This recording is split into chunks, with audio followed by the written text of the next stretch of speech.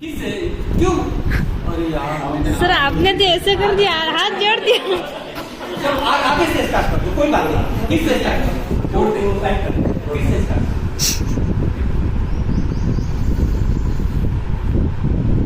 अब इस भजन के आलोक में भारतीय संस्कृति को समझने की जरूरत है। भारतीय संस्कृति में किसी के भी साथ हम लोग मिलते हैं तो राम राम इस संबोधन के साथ मिलते हैं। जब आप देखेंगे तो कबीर के राम कुछ और है और तुलसी के राम कुछ और है। तो निर्गुण राम को भारतीय संस्कृति का आधार माना जाता है, लेकिन वही राम सगुण रूप में प्रकट होते हैं।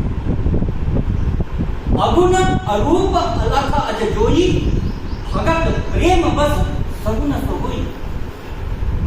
जो अगुण है, अरूप है, अलग है, अजन्मा है, वही राम भक्तों के प्रेम के कारण सगुण रूप लेते हैं।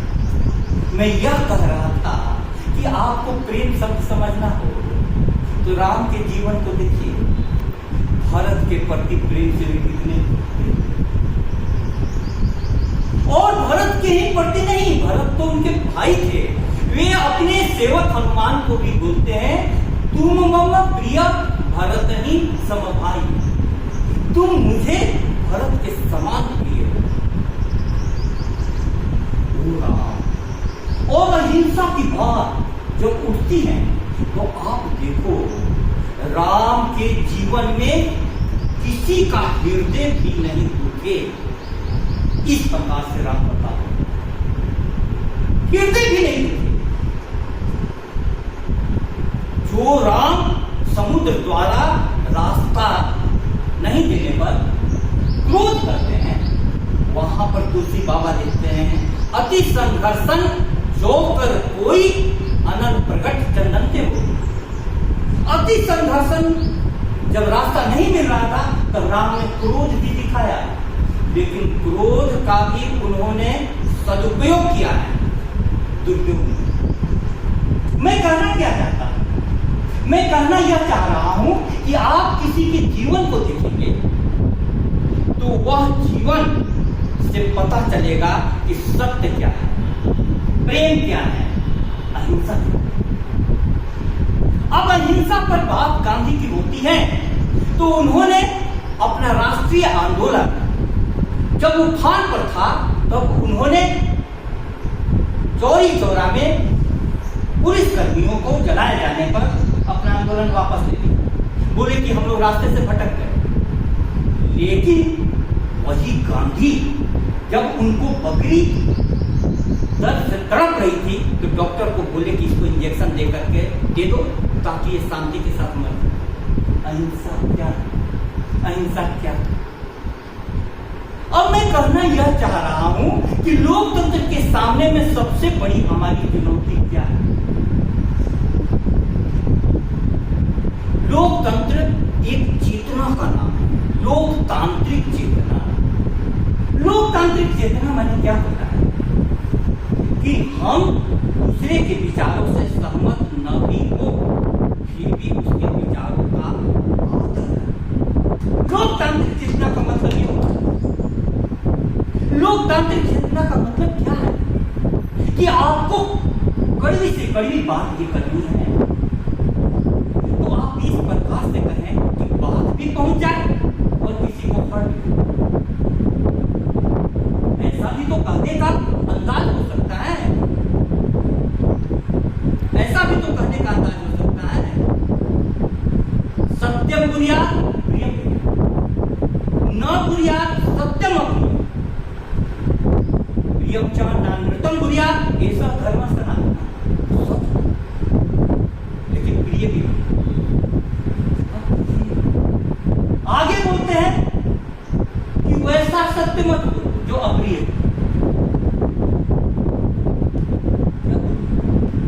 बात करनी हो अगर सत्य भी नरमी से कहो, लफ्ज कांटों की तरह दिल में खटक सकते हैं। लफ्ज कांटों की तरह दिल में खटक सकते हैं।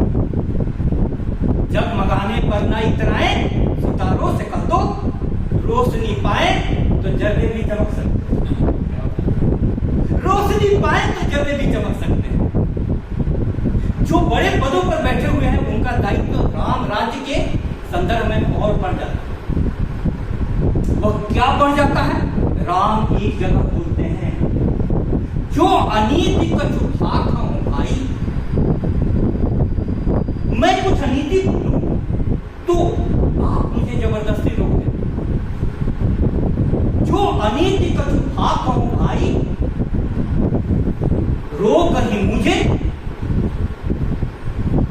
कभी भय दूसरा, भय को छोड़कर, ये राजा का कमिटमेंट है कि राजा से भयभीत नहीं होना चाहिए, राजा से भयभीत नहीं होना चाहिए।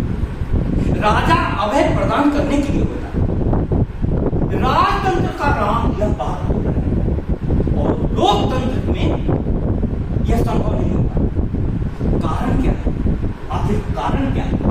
तो मनोज सर ने कहा कि गांधी का राम राज्य हम लोग छोड़े, अपना राम राज्य देखें, अपने को देखें, अपने को देखें।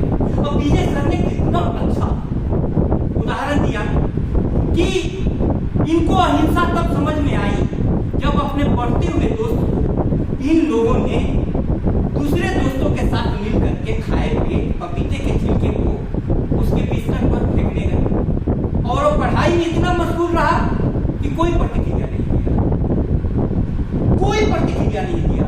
और बाद में इनको पता चला कि यार ऐसी भी मन की स्थिति हो सकती है कि तुम किसी को अशांति पहुंचाने जाओ, वो शांत बना हुआ है। जीवन का अनुभव जो बता देता है ना, सैकड़ों किताबों के शब्द उसके आगे फीके पड़ गए। एक छोटी सी कहानी कहूं क्योंकि आप लोगों की स्थिति, आप लोगों का बैकग्राउंड इतना ज्यादा बैकग्राउंड है, शिक्षक अच्छे नहीं है, इसलिए हम लोगों को किसी भी बात को समझाने के लिए शब्द, सरल शब्द और उससे भी ज्यादा दृष्टांत। एक छोटी सी कहानी कहूंगा, आपको समझ में आ जाए। दो व्यक्तियों में लड़ाई हुई और अपने दुश्मन के छाती पर दूसरा व्यक्ति चढ़ गया। उसी समय जो नीचे लेटा होगा था उस व्यक्ति ने थूक, सामने वाले को थूक पड़ गया तो उसके हाथ में कटार है। प्रतिक्रिया क्या होनी चाहिए थी? उसको मार, लेकिन उसने तुरंत थूक पोछा और कटार को रख दिया। किसी ने कहा कि अरे अपने दुश्मन को ऐसे मौके पर क्यों छोड़ दिया, क्यों छोड़ दिया ऐसे में? तुम तो हत्या कर सकते हैं। उस व्यक्ति ने कहा कि मेरे गुरु ने मुझे सिखाया है कि कोई भी कदम उठाना पूरे होश में उठाना और शांति के भाव में। जब इसने थूका तो मुझे क्रोध आ गया, तो मुझको लगा कि अब क्रोध में मैं इसकी हत्या नहीं करूं। राम को समझने के लिए यह उदाहरण बहुत काम का है। क्रोध में इसकी हत्या नहीं करूं। रावण के प्रति, रावण वध के बाद भी वे लक्ष्मण को बोलते हैं कि जाओ उनसे कुछ सीख लो, क्योंकि राजनीति के वे प्रकांड बनते, राजनीति के वे प्रकांड बनते। प्रिय विद्यार्थियों, मैं आपके को कहना चाहता हूं कि आज कहा जा रहा है कि संविधान खतरे में है। संविधान खतरे में कब पड़ता है? जब शिक्षा की दुर्दशा हो जाती है तब। संविधान खतरे में नहीं पड़ेगा यदि शिक्षा जगत को पूर्ण रूप से अपने पूर्ण योगदान का अवसर मिलता है। संविधान को पढ़ो, संविधान के मन को समझो। एक तरफ संविधान में लिखा हुआ है सारे कानून जिसके आधार पर यह देश चल रहा है। आप जान करके आश्चर्य करेंगे कि उन शब्दों के साथ संविधान में कुछ चित्र और प्रभु श्री राम का चित्र भाग 3 में है, जहां पर हमारे मौलिक अधिकार दिए गए। तुम इस बात को समझना, क्यों मौलिक अधिकार भाग 3 में 12 से 35 अनुच्छेद, वहां पर क्यों राम का चित्र दिया गया? मेरी दृष्टि में वहां राम का चित्र इसलिए दिया गया है, राम कर्तव्य के सबसे अग्रणी, राम ने अपने कर्तव्य का हर जगह पालन किया। एक पिता के रूप में जब दशरथ ने कहा कि तुमको युवराज बनना है, तो उन्होंने कहा कि अभी मेरे भाई नहीं है, भरत कहीं गए हुए हैं। नहीं, बोले कि तुमको मैं आज्ञा देता हूं। बोले कि ठीक, मैं युवराज बनने के लिए तैयार हूं। कुछ देर के बाद आया कि अब तुम्हें युवराज नहीं बन जाए। उन्होंने कहा कि ठीक, मैं बन जाने के लिए भी तैयार हूं।